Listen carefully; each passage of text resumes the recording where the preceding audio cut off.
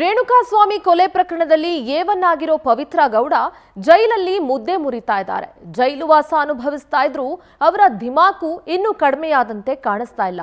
ಯಾಕಂದ್ರೆ ಪವಿತ್ರ ಗೌಡ ಅವರಿಂದಾಗಿ ನಟ ದರ್ಶನ್ ಸದ್ಯ ಜೈಲು ವಾಸ ಅನುಭವಿಸುತ್ತಿದ್ದಾರೆ. ಪವಿತ್ರ ಗೌಡ ಅದನ್ನ ಮರೆತು ದರ್ಶನ್ ವಿರುದ್ಧವೇ ಹೇಳಿಕೆ ನೀಡಿದ್ದಾರೆ ಎನ್ನಲಾಗ್ತಾ ಇದೆ. ಶೆಡ್ ನಲ್ಲಿ ನಾನು ಚಪ್ಲಿಯಿಂದ ಒಂದೇಟು ರೇಣುಕಾಸ್ವಾಮಿಗೆ ಹೊಡೆದೆ ಅಷ್ಟೇ, ಬಳಿಕ ದರ್ಶನ್ ಅವರೇ ರೇಣುಕಾಸ್ವಾಮಿ ಅವರಿಗೆ ಮನ ಬಂದಂತೆ ಥಳಿಸಿದ್ದಾರೆ. ನಾನು ಶೆಡ್ಡಿಗೆ ಹೋಗೋ ಮುನ್ನವೇ ದರ್ಶನ್ ಸ್ಥಳದಲ್ಲಿದ್ರು ಅಂತ ಪವಿತ್ರ ಗೌಡ ಪೊಲೀಸ್ ವಿಚಾರಣೆ ವೇಳೆ ಹೇಳ್ಕೊಂಡಿದ್ದಾರಂತೆ. ಈ ಹೇಳಿಕೆಯನ್ನ ಒಂದು ಪಕ್ಷ ದರ್ಶನ್ ಕೇಳಿದ್ರೆ ಮಾತು ಬೇರೆನೇ ಆಗ್ತಿತ್ತೇನೋ. ರೇಣುಕಾಸ್ವಾಮಿ ಕೊಲೆ ಪ್ರಕರಣದಲ್ಲಿ ಪವಿತ್ರ ಗೌಡ ಅವರದ್ದು ಸಿಂಹ ಪಾಲಿದೆ. ದರ್ಶನ್ ಅವರಿಗೆ ಟ್ರಿಗರ್ ಮಾಡಿದ್ದು ಇದೇ ಪವಿತ್ರ ಗೌಡ. ಪವಿತ್ರ ಗೌಡ ಈ ವಿಚಾರ ಹೇಳದೇ ಇದ್ದಿದ್ರೆ ಈ ಘಟನೆ ನಡೀತಾನೆ ಇರಲಿಲ್ಲ. ಪವಿತ್ರ ಹೀಗೆ ಮಾಡ್ಲಿಲ್ಲ. ದರ್ಶನ್ ಜೈಲು ವಾಸ ಅನುಭವಿಸುವ ಸ್ಥಿತಿ ಬಂದಿರೋದು ಪವಿತ್ರ ಗೌಡ ಅವರಿಂದಲೇ. ಅವರು ಸವಾಲು ಹಾಕಿದ್ದಕ್ಕೆ ದರ್ಶನ್ ತಾಳ್ಮೆ ಕಳೆದುಕೊಂಡು ರೇಣುಕಾಸ್ವಾಮಿ ಮೇಲೆ ಕೈ ಮಾಡಿದ್ದು.